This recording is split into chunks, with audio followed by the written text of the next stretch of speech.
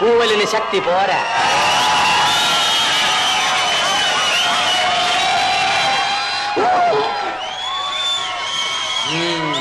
കൊള്ളാം. ഇതാണ് കൂവൽ. ഇങ്ങനെ കൂവാവൂ. കാരണം ഇപ്പോഴേ കൂവാൻ പറ്റൂ, അല്ലേ?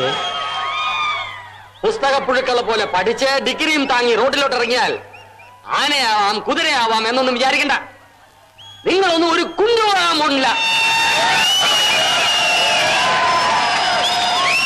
നിങ്ങളിങ്ങനെ കൂവിയാ മാത്രം പോരാ.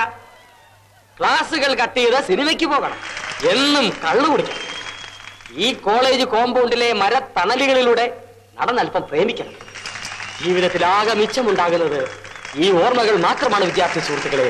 ഓർമ്മകളെ കൈവെള്ളച്ചാർത്തി.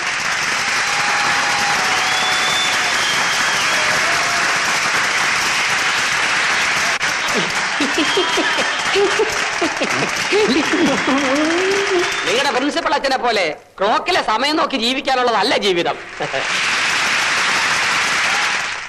പഠിപ്പും ഉഴപ്പും കൂടി ചേരുമ്പോഴേ മനസ്സിനൊരു സന്തോഷം ഉണ്ടാകും. എങ്കിലേ ജീവിക്കാൻ ഒരു രസമുണ്ടാകും. The distributed attributed contribution of attorney and visa abroad is useless എന്നാണ് വ്ളാഡിമിർ പറഞ്ഞിരിക്കുന്നത്. മനസ്സാണ് പ്രധാനം. യാ മനശ്ചര്യ മനശ്ചര്യ യാമന. മനസ്സുണ്ടെങ്കിൽ മാർഗവുമുണ്ട്. അധികം പ്രസംഗിച്ച് ഞാനൊരു അധിക പ്രസംഗിയാകാൻ ഉദ്ദേശിക്കുന്നില്ല. നിങ്ങളുടെ ഈ കോളേജിലെ എന്താ ആർട്സ് ക്ലബിന്റെ ആർട്സ് ക്ലബിന്റെ ഔപചാരികമായ ഉദ്ഘാടന കർമ്മം നിർവഹിച്ചുകൊണ്ട് ഞാൻ എന്റെ പ്രസംഗം ചുരുക്കുന്നു. നിങ്ങൾക്ക് എല്ലാവർക്കും മനസ്സുകൾ ലഭിക്കട്ടെ എന്ന് പ്രാർത്ഥിച്ചുകൊണ്ട് ഈ മനഃശാസ്ത്രജ്ഞൻ നിർത്തുന്നു. നമസ്കാരം.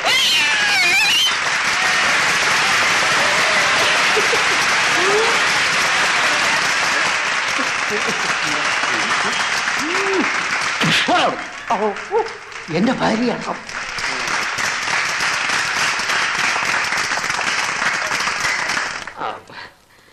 സ്റ്റേജ് വെച്ച് ഞാൻ ഫാദറിനെ ഒരു താങ്ങി. സോറി, കൂവലടക്കാൻ ഞാനൊരു സൈക്കോളജിക്കൽ അപ്രോച്ച് നടത്തിയതാ. ഓ അങ്ങനെയാണോ? It's good.